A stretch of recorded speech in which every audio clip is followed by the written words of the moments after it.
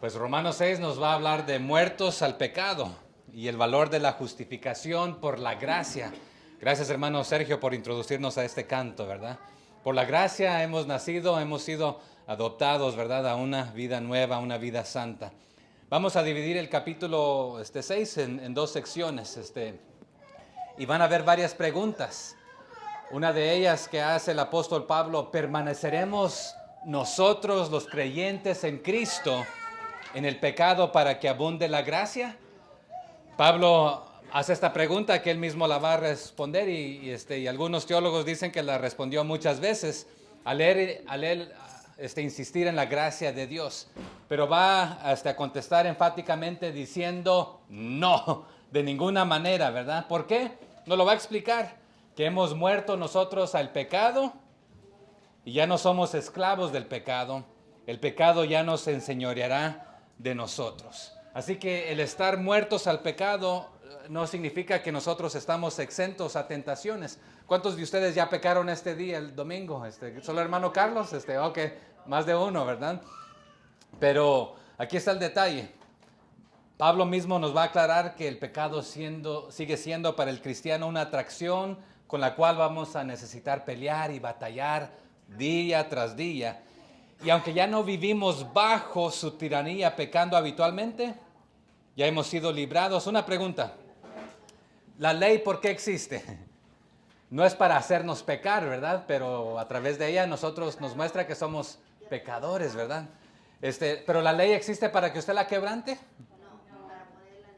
Es para que si en la autopista vamos a ir en sentido contrario, en la dirección que cada uno quiera y a la velocidad que uno quiera, va a ser todo un caos. Pero si la ley no existiera, usted no estaría quebrantando nada. Pero porque hay reglas y normas, son para nuestro bien, pero muchas veces las vemos que son para nuestro mal y algunos las ven como retos para romperlas y quebrarlas y para amargarnos la vida. Pero están ahí para nuestro bien, no para nuestro mal, ¿verdad? Pero aquí el capítulo 6 explicará que los creyentes somos libres del control de pecado, pero también tocará el tema de la santificación, el cambio que Dios ha hecho, está haciendo y hará en nosotros. Y lo voy a explicar esto, que ha hecho, que está haciendo y que hará. Entonces, y hablaremos de esto. Pero este capítulo 6 nos da lugar a por lo menos dos interpretaciones. Hay más, pero las más comunes.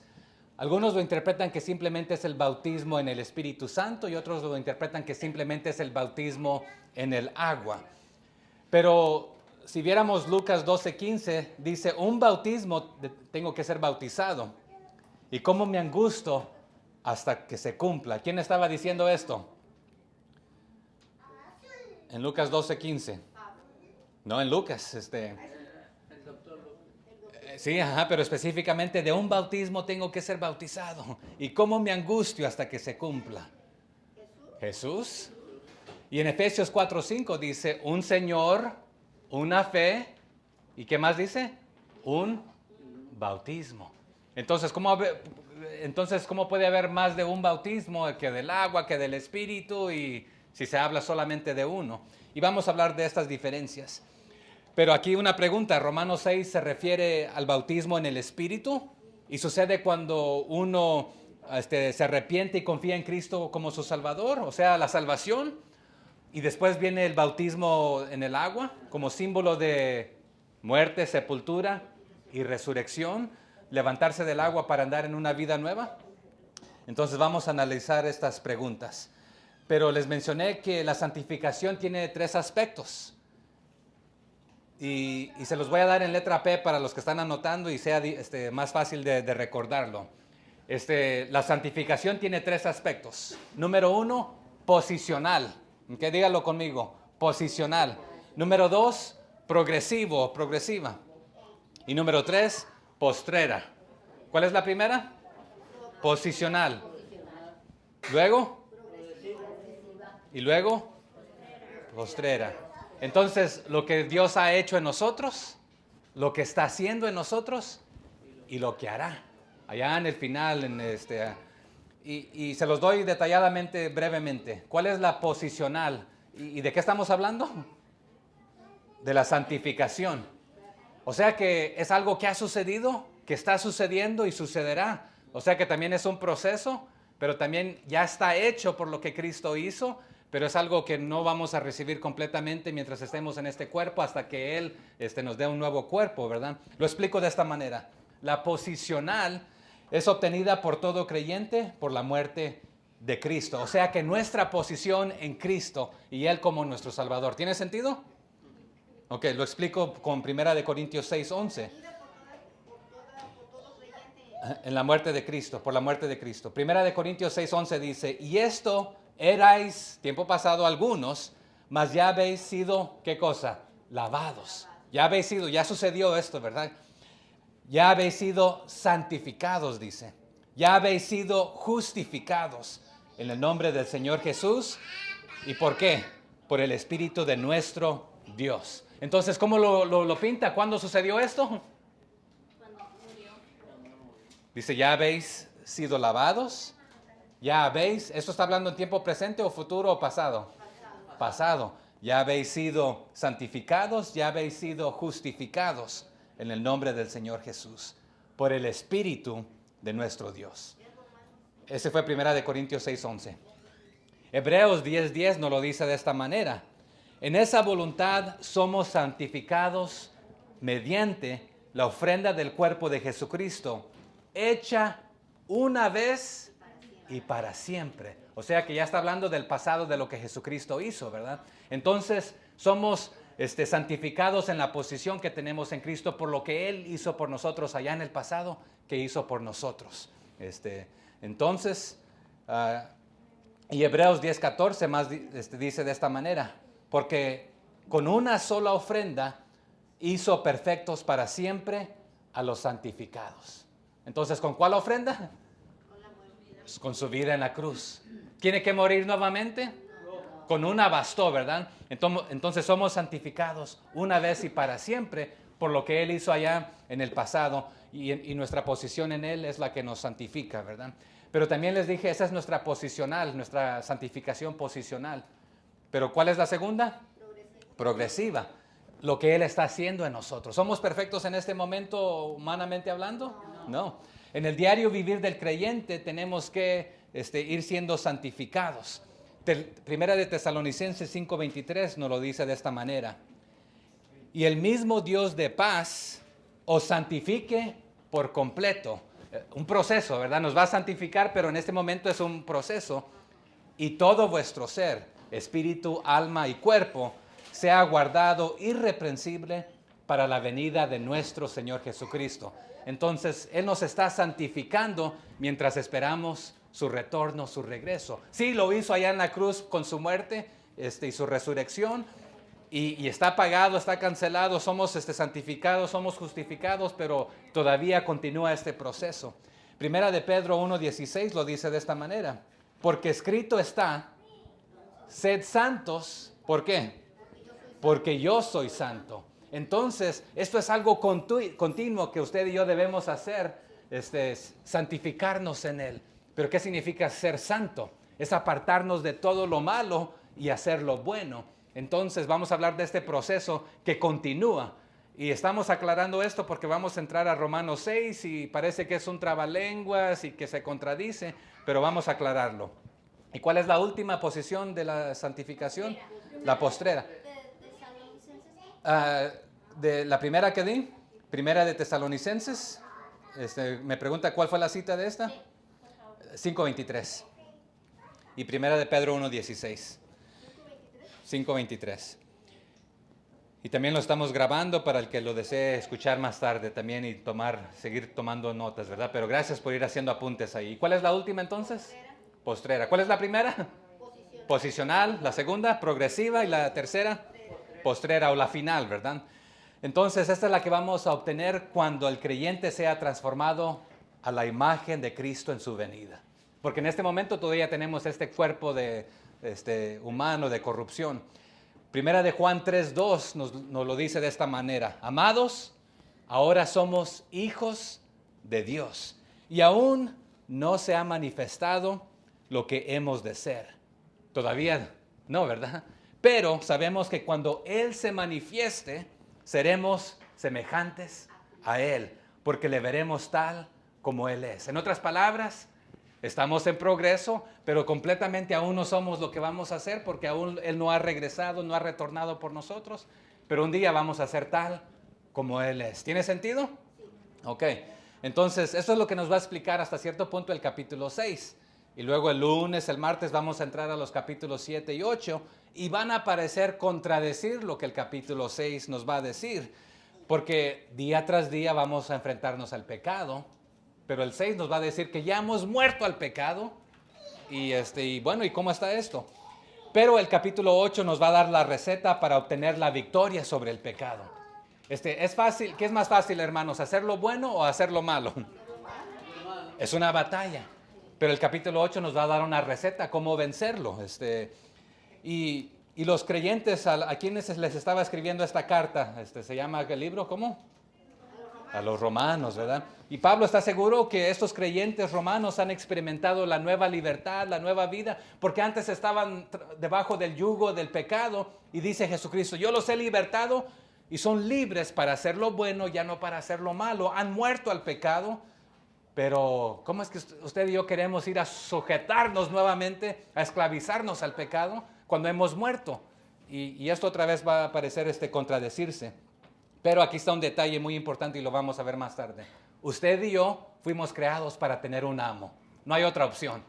Y nos vamos a someter a algo, a alguien. Y usted puede decir, a mí nadie me dice qué hacer. Yo hago lo que me dé la regalada gana. La realidad es esta. Usted se somete a algo o a alguien, a Dios, a Satanás o a sus propios deseos carnales o a lo que alguien más le diga. En una pandilla alguno se va a meter ahí para que le diga a alguien más qué hacer. Usted y yo fuimos diseñados para someternos a alguien o a algo. Somos libres ahora y lo podemos hacer ahora voluntariamente. Antes no teníamos opción bajo el pecado. Así que el creyente ya no está bajo la ley, sino bajo ¿qué cosa? La gracia, ¿verdad? Pero esto puede implicar de que, bueno, ya no existe la ley para mí, entonces pues voy a hacer lo que me dé la regalada gana. Pero vamos a aclarar esto, qué significa, porque a veces el cristiano pueda decir, a veces escucho cristianos, ya no estamos bajo la ley, sino bajo la gracia, pero lo dicen con la excusa para hacer lo que le dé su regalada gana, lo que les conviene, pero eso no nos pone exento de la ley. Por ejemplo, la ley dice, no matarás, entonces vamos a ir a matar. No robarás, no violarás, no harás todas estas cosas malas, no mentirás, etcétera. Bueno, no debe ser nuestro hábito de hacer estas cosas. Ya admitimos que la mayoría pecamos el día de hoy, ¿cierto? Pero no es lo que practicamos día tras día, ¿verdad? Así que arranquemos con Romanos capítulo 6, verso 1. ¿Ya lo tenemos? Comienza con una pregunta. ¿Qué pues diremos? Pero ¿por qué comienza con esta pregunta, hermano Sergio? Regrese conmigo ahí al 5, 20 y 21. Porque continúa de aquí del 5:20 al 21. Pero la ley se introdujo para que el pecado, ¿qué cosa? O sea que la ley realmente nos muestra nuestro pecado, es lo que está diciendo. Pero algunos lo interpretan de que, bueno, ya que hay ley, pues vamos a romperla, para que abunde el pecado y luego así sobreabunde la gracia. Pero el 20 continúa diciendo, pero la ley se introdujo para que el pecado abundase. Mas cuando el pecado abundó, ¿qué sobreabundó? La gracia. Para que así como el pecado reinó para muerte, así también la gracia reine por la justicia para vida eterna, mediante Jesucristo, Señor nuestro. Entonces por eso entra aquí, ¿qué pues diremos? ¿Perseveraremos en el pecado para que la gracia abunde? Va a decir enfáticamente que no, ¿verdad? Porque algunos tomaban esto como motivo para abusar de la gracia. En otras palabras, si Dios es bueno y es perdonador y es misericordioso, pues vamos a darle todas las chances, como decimos en inglés, o las oportunidades, que nos perdone, que nos muestre su gracia, que nos muestre su amor. Si a Él le encanta perdonar, ¿por qué no darle más oportunidades que nos perdone? Es lo que algunos lo interpretan. Pero si el perdón está garantizado, dirían otros, ¿podemos pecar tanto como queramos? La respuesta es no, no. Porque una persona sea buena, vamos a suponer que hay una persona aquí en Conway que es dadivosa y que le gusta ayudar a la gente y que hace de todo. Entonces, por lo consiguiente, vamos a ir a aprovecharnos y a quitarle todo lo que tenga porque pues es dadivosa. No tiene sentido, ¿verdad? Vamos a ir a robarle porque él como cualquiera lo va a regalar. Entonces diríamos a Dios, Dios, ya que perdonas y amas y eres misericordioso, pues vamos a hacer lo que nos dé la regalada gana, como quiera al final nos vas a perdonar. Pero note conmigo lo que dice Gálatas 5:13. Porque vosotros, hermanos, a libertad fuisteis llamados. Solamente que no uséis la libertad como ocasión para la carne, sino servíos por amor los unos a los otros. O sea que no usemos esta libertad que el Dios nos ha dado para hacer lo que nos dé la regalada gana. Si no hubiera límite en una autopista, entonces está diciendo no hagan lo que les dé su regalada gana y maltratando al vecino o al amigo. Primera de Pedro 2:16 lo dice, como libres, pero no como los que tienen la libertad como pretexto para hacer lo malo, sino como siervos de Dios.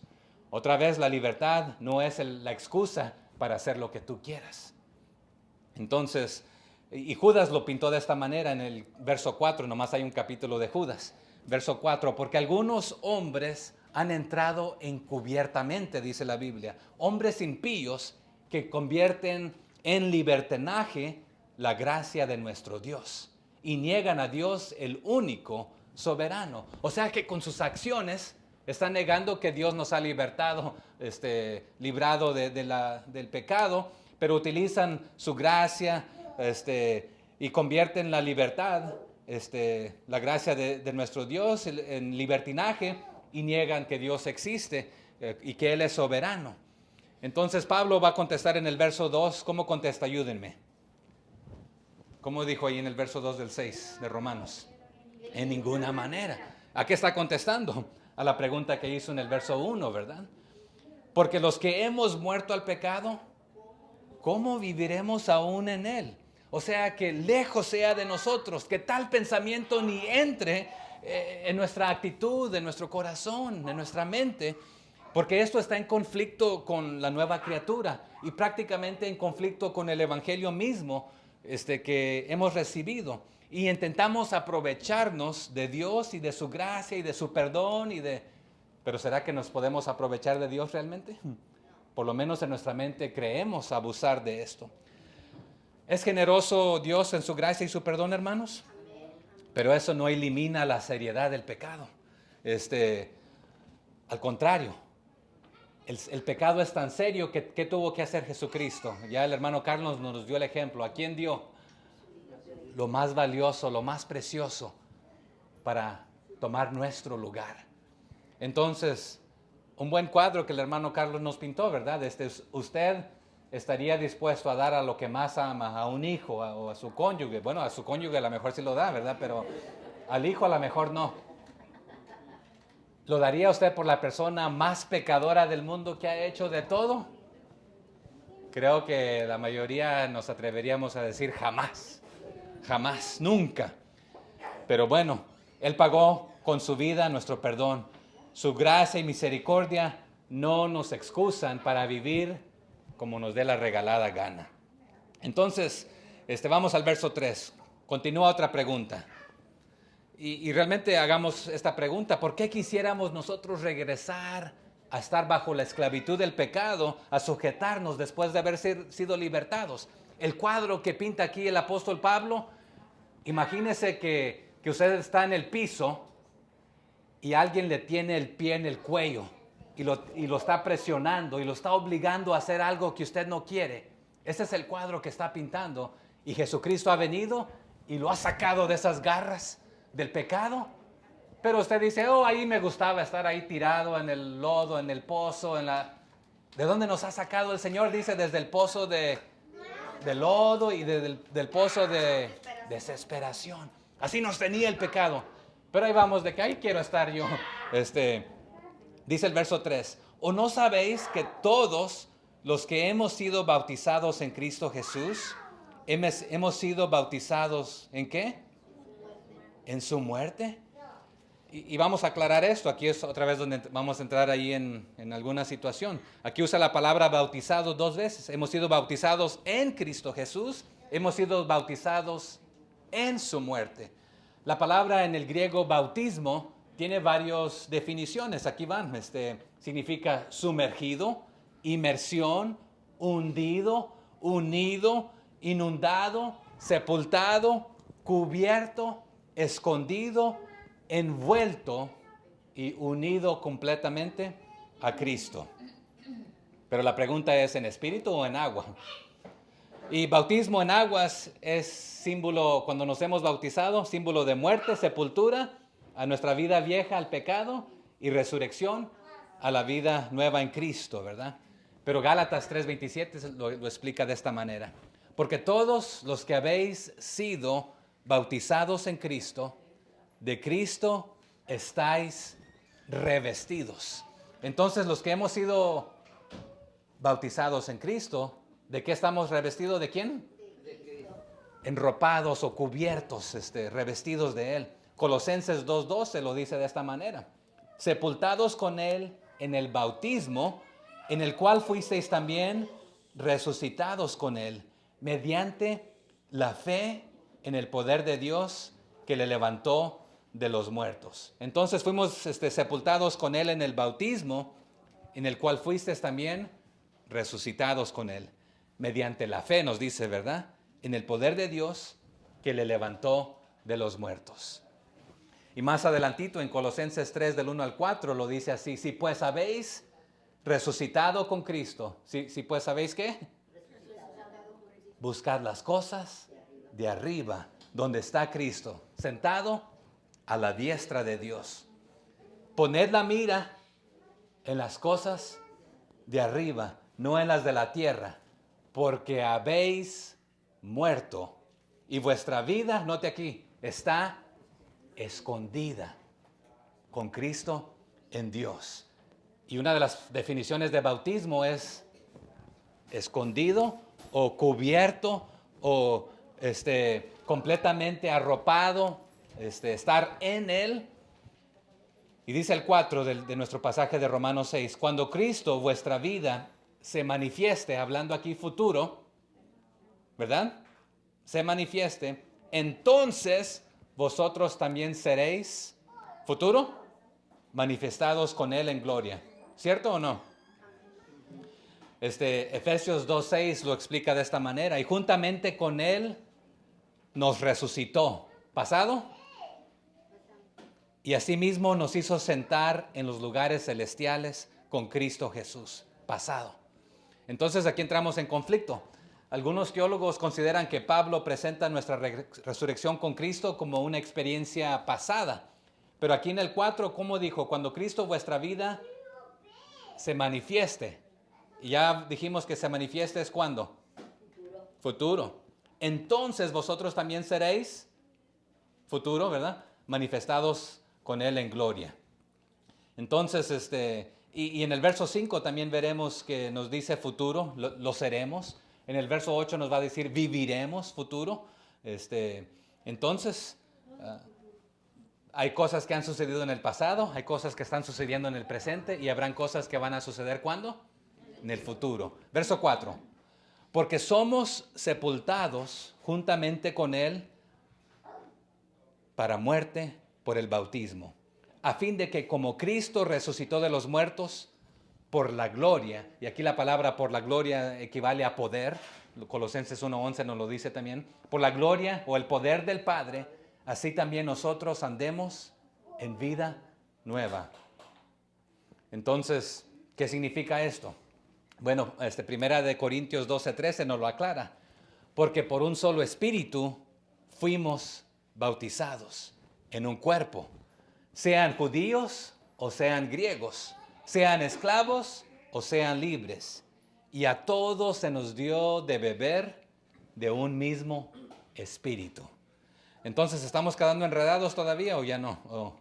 ¿O estamos aclarando esto? Porque por un solo espíritu fuimos bautizados. Pero ¿se acuerdan que aquí al inicio de Hechos algunos decían, pues ni hemos escuchado si hay espíritu? ¿Ya se bautizaron? Bueno, nomás con agua, porque pues ni, pero también el Señor habla otra vez de una fe, de un bautismo. Entonces, hay más de una clase. Y hermanos, ¿y cuál practicamos el día de hoy? ¿El del espíritu o el del agua? ¿O estamos hablando de una misma cosa? Bueno, pues vamos a ir aclarando esto. Pero cuando alguien se bautiza, ¿eso es lo que lo salva? Vamos a hacer esta pregunta. Y algunos malinterpretan que eso es lo que sucede. Pero el apóstol Pablo nos va a aclarar allá en 1 Corintios 15, del 3 al 4, que otra vez hay un elemento ahí, se los voy a leer, dice, porque primeramente os he enseñado lo que asimismo recibí. Aquí está el apóstol hablando, que Cristo murió por nuestros pecados. ¿Así es, hermanos, o no? Conforme a las Escrituras, dice el apóstol Pablo, y que fue sepultado y que resucitó, ¿a cuándo? Al tercer día, conforme a las Escrituras. Entonces, nuevamente estamos imitando esto, que así como Él murió y estuvo sepultado y resucitó, ¿verdad? Al tercer día, conforme a las Escrituras. Allá en Hechos 2:38 nos dijo esto, Pedro les dijo, arrepentíos y bautícense cada uno de vosotros en el nombre de Jesucristo para perdón de los pecados y recibiréis el don del Espíritu Santo. Entonces aquí cabe esta pregunta. ¿Cuándo uno recibe el Espíritu Santo? Si primero recibe el Espíritu Santo y se bautiza, o cree, se bautiza y recibe el Espíritu Santo, o bautizándose recibe el Espíritu Santo después de creer. ¿Y cómo sucede esto? Una pregunta, hermanos. ¿El bautismo tiene el poder de convertir a alguien en cristiano? ¿Puede llevarnos a una relación con Cristo el bautismo? Entonces, el bautismo es un paso de obediencia que muestra ya nuestra unión con Cristo, lo que ha sucedido dentro de nosotros por medio de la fe. ¿Ok? Por lo consiguiente nos dice, andemos en vida nueva, no esclavos del pecado, sino ya perdonados y libres. Allí en Hechos 2:41 dice, así que los que recibieron su palabra fueron bautizados y se añadieron aquel día como 3,000 personas. ¿Quiénes se bautizaron? Ajá, pero ¿quiénes? Los que recibieron la palabra. Entonces primero hay que recibir la palabra, hay que creer, ¿verdad? Y luego te bautizas. Pero lo que vimos anteriormente en Hechos 2:38, Pedro les dijo, arrepentíos y bautícense, cada uno de ustedes, en el nombre de Jesucristo, para el perdón de pecados. Se pudiera interpretar que primero hay que creer, hay que bautizarse, y que esto no es completo hasta que ya te bautizaste, recibes. Pero lo que sucede es que te arrepientes y ya eres salvo y te bautizas para mostrar lo que ha sucedido en ti, que ya creíste. Porque ya vimos los capítulos anteriores que a Abraham le fue contado por justicia un acto que hizo, pero no fue el acto que hizo, sino porque ya era representativo de lo que había sucedido, ¿verdad? Que ya había creído en este aspecto. Entonces, ¿tiene sentido, hermanos? Ok, pues vamos ahí, pero otra pregunta aquí. ¿Y tiene que ser bautismo cómo? Bueno, una pregunta. Cuando alguien es enterrado, sepultado, ¿significa que solamente le aventaron un poquito de polvo? ¿O le aventaron unos terroncitos ahí de tierra solamente?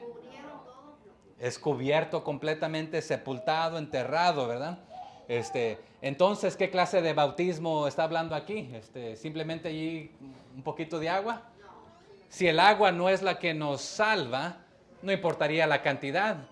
O si el agua es la que salva, no importaría la cantidad, un poquito o mucho, ¿verdad? Sino que sería ahí este ejemplo de que pues lo que quieras, la cantidad que quieras y como quieras. Pero por eso nosotros practicamos el bautismo de inmersión o sumersión completa, ¿verdad? Refiriéndonos a ser bautizados en la muerte de Cristo, a nacer a una vida nueva, ¿verdad? Pero no, este acto no es el que nos está dando la vida eterna, sino que estamos testificando con este acto que ya hemos recibido a Jesucristo. Es metafórico esta inmersión. Y la Biblia lo utiliza en muchos ejemplos, en el Antiguo, en el Nuevo Testamento. En el día de Pentecostés nos dice que se llenó la casa donde estaban todos reunidos y fueron llenos del Espíritu, ¿verdad? Fueron bautizados en el Espíritu en este aspecto. En el Antiguo Testamento nos habla que el pueblo fue bautizado en Moisés, fueron unidos a Moisés. También en la pasión del Señor, que él mismo llamó el bautismo o la inmersión, en el que él debía ser bautizado. Y no fue rociado él simplemente en su bautismo. Y no fue para salvación. Él no se bautizó para salvación, ¿verdad? Sino para darnos el ejemplo. Pero note el verso 5 conmigo. Porque si fuimos plantados juntamente con él en la semejanza de su muerte, así también lo seremos en la de su resurrección. Aquí la palabra plantado significa unidos juntamente con él, unidos en uno. ¿Cuál fue la oración de Jesús por nosotros, hermanos? Que usted y yo fuéramos uno, así como él y el Padre son uno, ¿verdad? Entonces que nosotros aquí unidos, si fuimos unidos juntamente con él en la semejanza de su muerte, así también lo seremos en la de su resurrección. Pero él ya resucitó, hermanos. Él ya resucitó, ¿verdad? Por lo consiguiente podemos gozar de nuestra vida nueva en Cristo porque estamos unidos a Él en su muerte y resurrección. Y tenemos comunión inquebrantable con Dios y libertad para resistir el pecado. Verso 6. Sabiendo esto, que nuestro viejo hombre fue crucificado juntamente con Él, para que el cuerpo del pecado sea destruido, a fin de que no sirvamos más al pecado. Pero hermano, yo lo veo igual, así en su cuerpo. ¿A qué se está refiriendo aquí de este viejo hombre o hombre viejo? Este viejo hombre, no solamente está hablando de los hombres, hermanas, sino que también es nuestra vida pasada, lo que éramos antes de la conversión al cristianismo. Ustedes han escuchado el testimonio de varios, hermano Tacho. El viejo hombre era el que andaba allá en el mundo, ¿verdad? Los que andábamos en el mundo, haciendo las cosas del mundo, pero todos estábamos en esa condición, no nomás el hermano Tacho, ¿verdad? Antes de que Jesucristo nos salvara, nos rescatara, nos redimiera. Estábamos bajo el dominio de la carne. El cuerpo del pecado se refiere a la naturaleza pecaminosa y rebelde dentro de nosotros, que es amante al pecado. ¿De quién heredamos esa naturaleza nosotros? De Adán, ¿verdad? Entonces no está hablando del cuerpo humano en sí, sino el viejo hombre, nuestra naturaleza, que estaba viciada con todo aquello.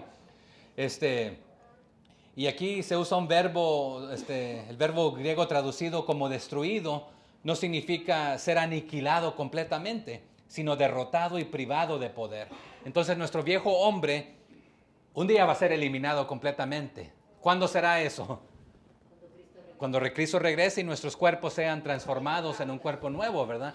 Pero aquí, este cuerpo, ese viejo hombre no ha sido muerto en el sentido físico al 100%, sino simplemente derrotado y privado de poder, pero todavía tiene esas tendencias de querer hacer lo malo, y esa es la lucha y la batalla que tenemos. Lo que es malo es el pecado en nosotros, hermano. Lo que se derrota debe ser esos deseos. Gálatas 2:19 al 20 nos dice de esta manera: porque yo por la ley soy muerto para la ley, a fin de vivir para Dios. Con Cristo estoy juntamente crucificado, ¿verdad? Y ya no vivo yo, mas vive Cristo en mí. Y lo que ahora vivo en la carne, lo vivo en la fe del Hijo de Dios, el cual me amó y se entregó a sí mismo por mí. Entonces, una pregunta: ¿puede cohabitar el pecado y Cristo en nosotros? Y de ninguna manera, ¿verdad? Gálatas 5:24, más tardecito ahí, ¿verdad? Nos dice de la siguiente manera: pero los que son de Cristo han crucificado la carne con sus pasiones y sus deseos. Hermano, ¿usted es de Cristo? Pero ya me dijo que ya pecó hoy. Entonces aquí está el contraste, la dicotomía, ¿verdad? Más tarde en Gálatas 6:14 dice de esta manera: pero lejos esté de mí gloriarme, sino en la cruz de nuestro Señor Jesucristo, por quien el mundo me es crucificado a mí y yo al mundo. Pero nuevamente, entonces, ¿a qué concluimos? ¿Estamos muertos al pecado, sí o no? Romanos 5:21 que vimos anteriormente dice de esta manera: para que asimismo como el pecado reinó para muerte, así también la gracia reine por la justicia para vida eterna mediante Jesucristo, Señor nuestro. Entonces, ¿quién reinaba en nosotros antes? ¿Quién gobernaba? El pecado. Pero ahora Jesucristo es el que debe reinar, su gracia reine para la justicia mediante Jesucristo. Él nos da el poder, hermanos, nos da la libertad y tenemos la libertad para hacer el bien o para hacer el mal. ¿Se acuerdan también? Puso delante del pueblo y de todos el bien o el mal, la vida o la muerte, ¿verdad? Nosotros debemos escoger. El mundo nos da esta misma oferta, hermanos, pero el mundo no nos da cuáles van a ser los resultados. Pero Jesucristo de antemano nos dice, si escoges esto, estos son los resultados. Si escoges esto es el resultado. Es más, Romanos va a terminar de esta manera. La paga del pecado. Pero, ¿aquí qué hay? Vida eterna, ¿verdad? Verso 7. Porque el que ha muerto ha sido justificado del pecado. En otras palabras, la fe en Cristo nos declara absueltos o inocentes ante Dios.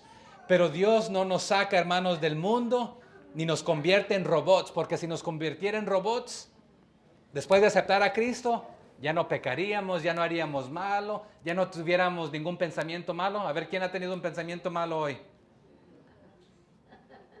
¿Ok? Los que somos honestos, nuestra mano está arriba, ¿verdad? Pero Dios no nos ha sacado de este mundo, hermanos. Tampoco nos ha convertido en robots. Pero vamos a sentir esos deseos de hacer lo malo. Es más, el apóstol Pablo a veces dice, lo que quiero hacer y lo que no quiero hacer, eso termino haciendo a veces. Esa es la batalla. La diferencia radica en que antes de ser salvos éramos esclavos del pecado, pero ahora podemos elegir si vivir para Cristo o retornar a esclavizarnos al pecado. Pero aquí dice el 8, ¿cómo dice? Y si morimos con Cristo, creemos que también viviremos con Él. Así que debido a la muerte y resurrección de Cristo, sus seguidores no tenemos por qué temer a la muerte. Pero hermanos, una pregunta, ¿usted teme morir? Vamos a ser sinceros, ¿usted le teme morir porque tememos enfermarnos? Tenemos miedo de un accidente, a ver, ¿quién quiere morir quemado? ¿Quién quiere morir atropellado? Nadie, ¿verdad? Pero lo que nos está diciendo aquí, que realmente tenemos vida eterna en Cristo Jesús y que no deberíamos temerle a la muerte, porque y si morimos con Cristo, creemos que también viviremos con Él. Entonces, eso debe reflejarse en todo lo que hacemos, hermanos, en todas nuestras actividades. Ya que morimos con Él, también viviremos con Él. Al convertirnos, el creyente muere con Cristo a la vida anterior y resucita con Cristo para comenzar una vida nueva. Entonces, ¿cómo decía Colosenses 2:20? Pues si habéis muerto con Cristo en cuanto a los rudimentos del mundo, ¿por qué como si vivieses en el mundo os sometéis a sus preceptos? En otras palabras, otra vez, ¿por qué vamos a querer regresar a estar bajo el dominio, el pie del pecado, si ya Cristo nos ha sacado de ahí, nos ha libertado?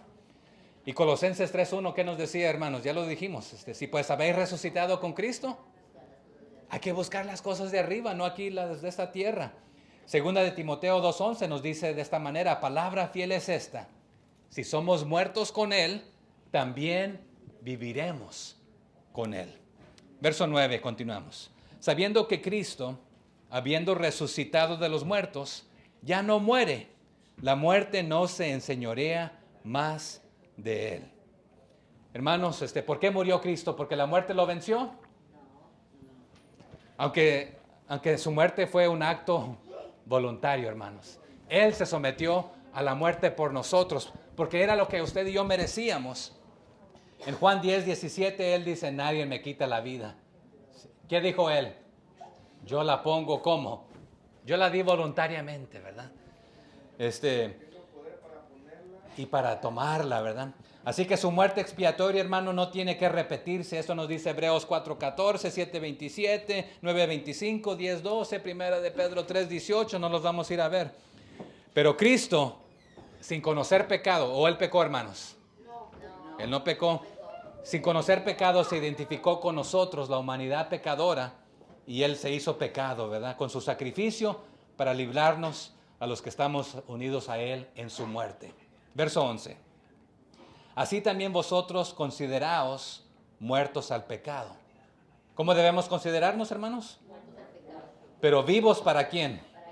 para Dios en Cristo Jesús, Señor nuestro. O sea que el que vive para el pecado está muerto espiritualmente, pero el muerto al pecado vive ¿para quién? Para Cristo, ¿verdad? Un día, hermanos, todo lo malo se acabará y el pecado no tendrá ningún dominio ni influencia, pero en este momento el pecado todavía tiene influencia sobre nosotros. Pero nuevamente no pisoteemos, consideremos esto, lo que el Señor ha hecho por nosotros. Aquí este verbo consideraos significa tener en cuenta. Lo usó allá en Romanos 4:3 también el apóstol Pablo. Y no se trata de una simple opinión, sino reconocer que por nuestra unión con Cristo estamos muertos al pecado, pero vivos para Dios. Consideremos lo que Él ha hecho por nosotros. Verso 12. Por lo consiguiente, ¿qué nos dice el 12? Ayúdenme. No reine en nuestro cuerpo mortal, de modo en sus concupiscencias, ¿verdad? Entonces, por lo consiguiente, por lo que ha sucedido, no continúe reinando, ¿quién en ustedes? El pecado. Obedeciéndolo ustedes a esto, a lo contrario, obedezcan ¿a quién? No las concupiscencias del pecado, porque ya estamos muertos a él, al dominio. Todavía no estamos exentos en este cuerpo de su influencia, pero nuevamente nosotros tenemos la libertad de ahora hacer lo que queremos, obedecer a Dios o obedecer al pecado, pero ya no es forzosamente obedeciendo al pecado. En otras palabras, no continúen entregando sus miembros al pecado, sino entréguenselos a Dios. Hermanos, si Cristo es el que reina en la vida del creyente, ¿algo más puede reinar en nosotros? En nuestro cuerpo, donde se encuentran las pasiones, las lujurias, estas son contrarias a la voluntad de Dios. Entonces, no pueden cohabitar. Y Santiago nos dice lo mismo allá en 1:14 y 15. No lo vamos a ir a ver por falta de tiempo. Pero también ahí Romanos nos lo dijo en el 6. Que Jesucristo, hermanos, sea nuestro Rey. Que Él sea el que gobierna en nosotros, no el pecado. Entonces, ahí dejamos la primera sección. Vamos a entrar aquí a la segunda sección brevemente. Del 12 al 23, ahí es donde estamos, ¿verdad? Entonces, estas nos van a enseñar maneras prácticas a nosotros los creyentes, cómo podemos morir al pecado y dar nuestro cuerpo. Y nos lo va a repetir allá en Romanos 12 más tarde, cómo debemos presentar nuestros cuerpos nosotros al Señor como sacrificio vivo, ¿verdad? Entonces, porque hemos muerto al pecado, no quiere decir que no tenemos obligación a lo moral, a lo bueno. Es más, nos va a reforzar aquí el apóstol Pablo que tenemos una nueva obligación como creyentes. Verso 13, ¿qué dice? Ni tampoco presentéis vuestros miembros ¿a quién? Al pecado como instrumentos de iniquidad, sino ¿qué cosa? En contrario a esto, presenten vosotros mismos ¿a quién? A Dios como vivos de entre los muertos y vuestros miembros a Dios como instrumentos de justicia. Una pregunta, ¿cómo usamos usted y yo nuestra vida, nuestro cuerpo, nuestros miembros?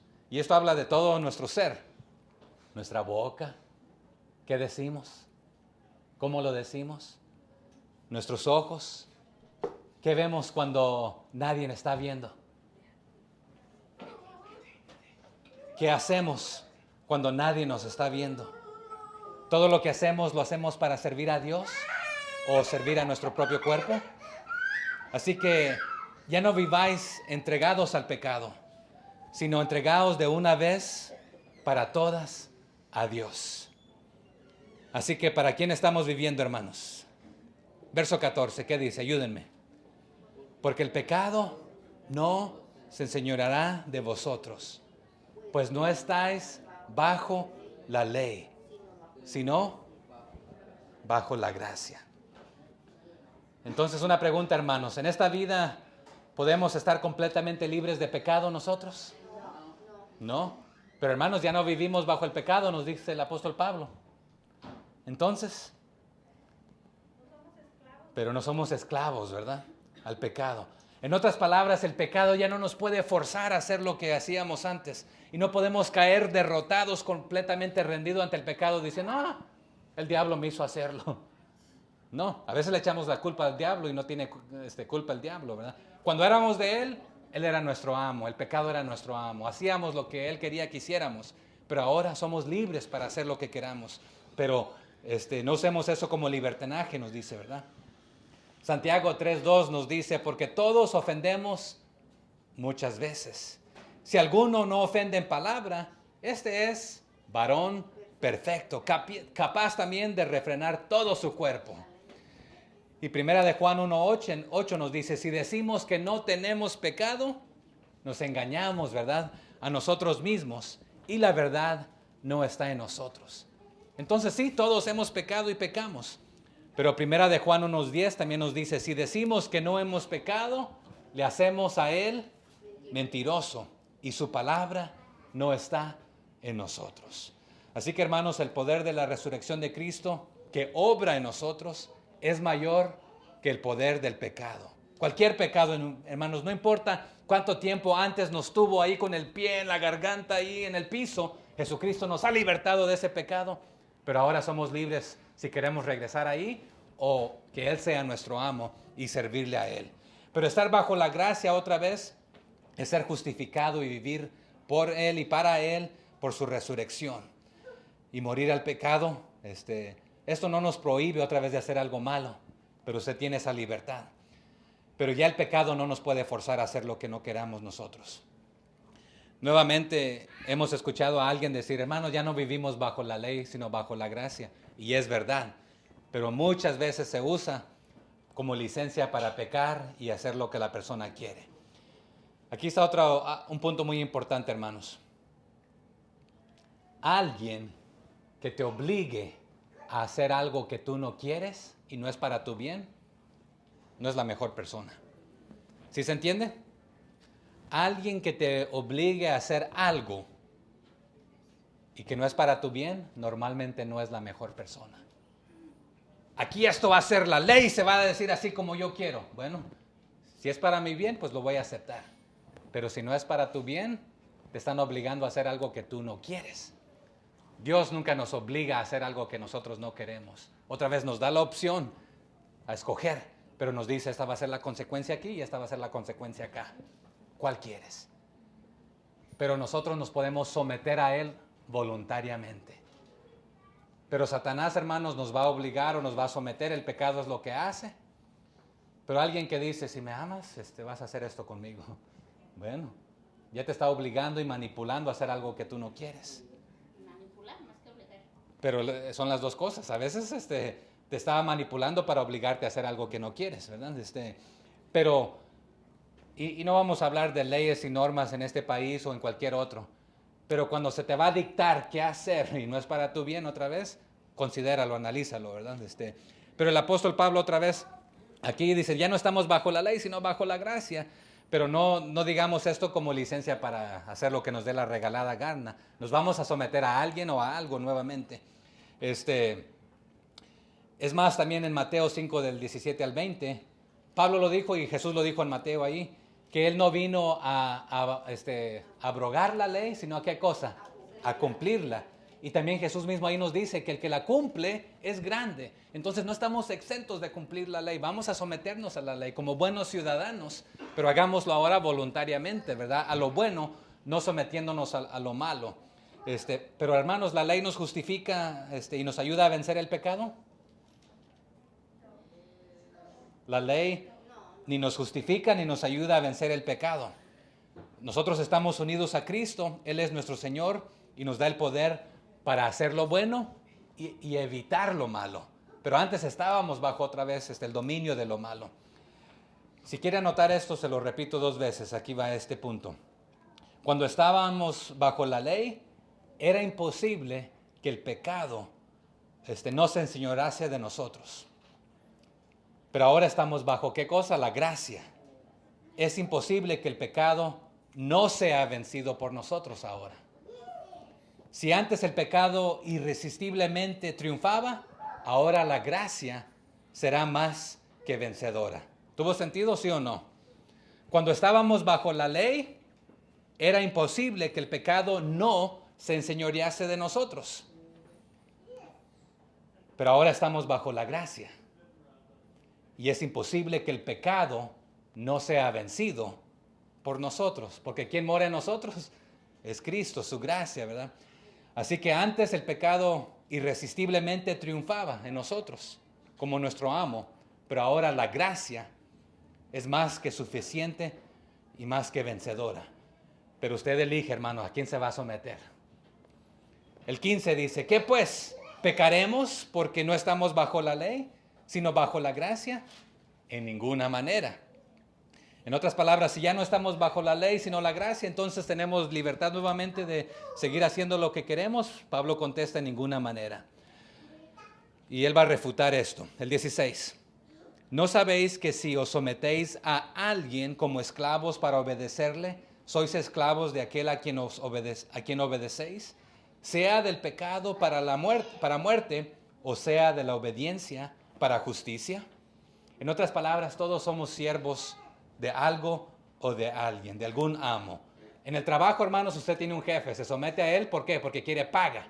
Antes el pecado era nuestro amo, quiere paga también, y usted lo va a pagar caro con la muerte. Pero Jesucristo es nuestro nuevo amo, Él nos invita a unirnos a Él, pero Él nos paga con la vida eterna, algo que no merecíamos nosotros, ¿verdad? Entonces ahora en obediencia a Él hacemos esto, pero voluntariamente. Porque en Juan 8, 31 al 36 nos dice que Él nos ha libertado del pecado. Y si el Hijo os libertare, seremos. Pero segunda de Pedro 2, 19 habla que los esclavos de corrupción ofrecen libertad. Y no pueden ofrecer libertad porque ellos mismos están esclavizados a la corrupción. Así que no podemos servir a dos amos, nos dice Mateo, ¿verdad? Porque o vamos a amar a uno y rechazar al otro, o amar al uno y rechazar al otro. O sea que también es absurdo que como libres usemos nuestra libertad para retornar al servicio y al dominio y a las garras del pecado, en lugar de voluntariamente servir al que nos libró. Han escuchado el evangelio de que un hombre compró a un esclavo y le dio libertad, ¿verdad? Pagó caro. Pero ¿qué hizo aquel hombre? Por agradecimiento, le sirvió el resto de la vida porque dijo, allá pues me iba mal, aquí lo hago con gusto, voluntariamente, ¿verdad? Entonces nosotros de la misma manera lo hacemos voluntariamente. En un trabajo, cuando usted tiene ¿cómo se llama el que ayuda? ¿Chalán? ¿Cómo le dicen? Está el que sabe un poquito más y al otro al que se le está enseñando, ¿verdad?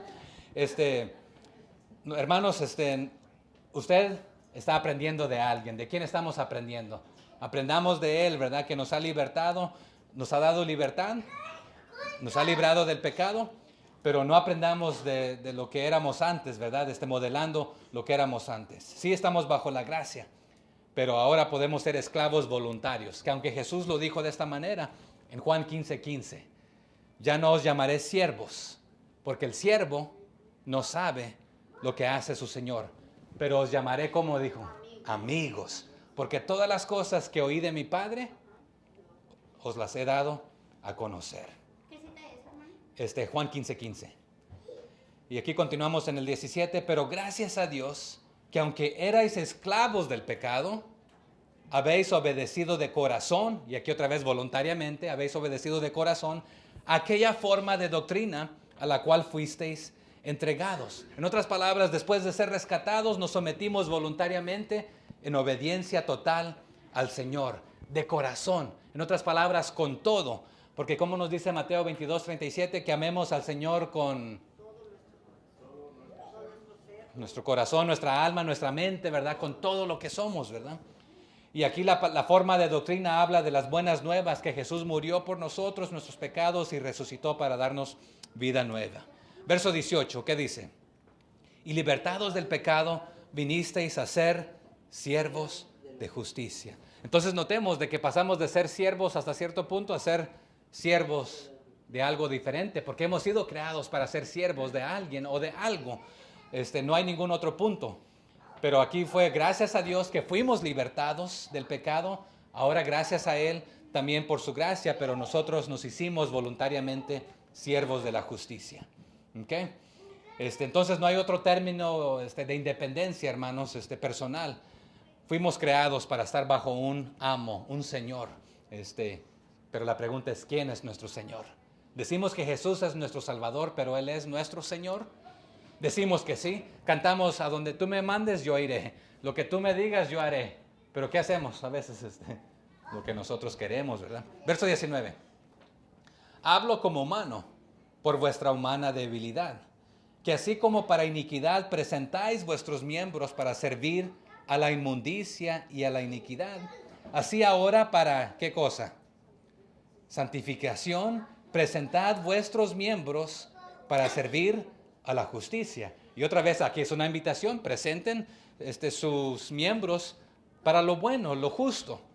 Eran esclavos del pecado, se abandonaban a este proceso anteriormente, pero esto va a culminar, salud, en el verso 21 nos va a decir en muerte.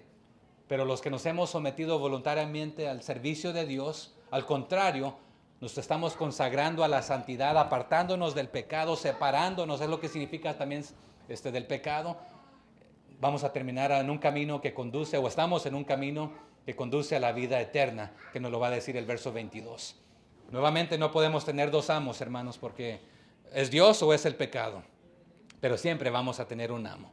Pero santifiquémonos voluntariamente para la obra de Dios, para su servicio. Y la santificación nuevamente tiene tres aspectos. ¿Cuáles son? Ayúdenme, ya estamos terminando.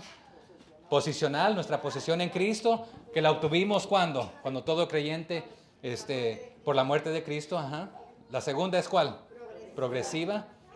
En el diario vivir del creyente, ¿verdad? Y la tercera, ¿cuál es? La postrera, la final, ¿verdad? Que se obtendrá ¿cuándo? Cuando seamos transformados a la imagen de Cristo en su venida. Verso 20. Porque cuando erais esclavos del pecado, eras libres de qué cosa? Acerca de la justicia. Nuevamente, nadie puede tener dos amos, porque antes eras esclavos del pecado, no te importaba lo bueno, o sea, que quedabas exento hasta cierto punto, pero no completamente. Pero también no es de que eras exento de la justicia, pero lo dice, eras libre hasta cierto punto, ¿verdad? 21. Pero, ¿qué fruto teníais de aquellas cosas de las cuales ahora os avergonzáis? Porque el fin de ellas es ¿qué cosa? Es muerte. En otras palabras, el placer y el provecho del pecado no merecen ser llamados fruto. Los pecadores no están más que arando iniquidad, sembrando vanidad y cosechando lo mismo. ¿Qué nos dice la Biblia? Que lo que cosechamos, lo que sembramos, eso es lo que vamos a cosechar, ¿verdad? Entonces, si siembras pecado, ese es tu amo, el placer, todo lo malo, lo negativo. Estoy diciendo que el placer es malo, no, entiéndame aquí, no me malinterprete, ¿verdad? Hay placeres que Dios ha creado dentro de sus límites, dentro de sus linderos, ¿verdad? Pero aquí dice, esto los avergüenza, porque los resultados va a ser muerte. Pero, ¿qué es lo que la invitación que Jesús nos hace? Es a la vida, al buen fruto. ¿Cuál es el fruto del Espíritu, hermanos? ¿Quién me ayuda? Ajá. Templanza. ¿Y en inglés cómo es, Lisa? Y ahí está. Este es el resultado de la invitación que el Señor nos hace. Pero el pecado cuando nos esclaviza, sí, nos va a dar según lo que queremos, nos ofrece, nos lo pinta bien, pero al final es muerte. Proverbios 12:28 dice, en el camino de la justicia está la vida, y en sus caminos no hay muerte. Pero hermanos, yo conozco de misioneros que han muerto, sí, físicamente, pero han obtenido la vida eterna en Cristo Jesús, que es la más importante. Verso 22. Mas ahora que habéis sido libertados del pecado y hechos siervos de Dios, que ustedes voluntariamente se están haciendo, tenéis por vuestro fruto, ¿qué cosa? La santificación. Y como fin, la vida eterna. O sea que cuando hemos venido a los pies de Jesucristo, si antes nuestra vida era toda amarga, todo eso sin Cristo, pero ahora tienes esta santificación, este proceso, que sí, también estás santificado en Cristo, pero ahora continúas en santificación y vas a recibirlo un día ahí, en el día postrero, pero la vida eterna. ¿Tenemos vida eterna en este momento, hermanos? Sí, ya la tenemos. Pero se va a efectuar cuando también dejemos este cuerpo y ya pasemos a la presencia de Él, ¿verdad? Pero ya está garantizada, ¿verdad? Por la muerte en Jesucristo. Otra vez por eso la santificación y justificación está en este aspecto, ¿verdad? Más ahora, dice el 22, ¿ya lo leímos? Porque habéis sido libertados del pecado y hechos siervos de Dios. Tenéis por vuestro fruto, o sea, el resultado, la santificación. Y como fin, la paga de esto, la vida eterna. Entonces, ¿ya tenemos vida eterna, hermanos? Ya. 23, ¿qué dice? Porque la paga del pecado es muerte. Mas la dádiva, ¿qué significa dádiva? El regalo de Dios es vida eterna en Cristo Jesús, Señor nuestro. En otras palabras, está diciendo en resumen las consecuencias de los dos tipos de esclavitud. El pecado te esclaviza y ¿qué te pide al final? Tu vida a cambio de la muerte, ¿verdad? Pero usted y yo ahora, por la gracia, hemos sido libertados y tenemos la opción de escoger si volver a regresar y sujetarnos al pie que nos tenía ahí en la garganta, en el piso, el pecado, o sujetarnos voluntariamente a nuestro Señor, a nuestro nuevo amo. La paga del pecado es muerte. Es todo lo que podemos esperar sin Dios, hermanos. Pero la paga de Cristo es vida eterna, lo no merecido. ¿Usted lo merecía, hermanos? No. Nueva vida con Dios.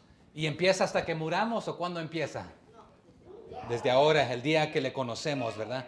Y continúa hasta que Él retorne por nosotros. ¿Cuál es su decisión? ¿Qué decisión ha tomado usted? Efesios 2, 8 y 9, ¿qué nos dice? Porque por gracia sois salvo. Por gracia, ¿verdad? Por medio de la fe. Y esto no de vosotros, pues es un don o regalo de Dios. No por obras, para que nadie se gloríe. Si pudiésemos ser salvos por obras, hermanos, todos las llevamos de perder, porque todos caeríamos cortos, ¿verdad? Pero ¿qué nos dice Tito 3:5 y terminamos con esto? Nos salvó no por obras de justicia que nosotros hubiéramos hecho. Porque otra vez, ¿qué nos dice la Biblia? Que nuestro mejor es como trapo de inmundicia. Así que nos salvó no por obras de justicia que nosotros hubiéramos hecho, sino por su misericordia, por el lavamiento de la regeneración y por la renovación en el Espíritu Santo. Oremos.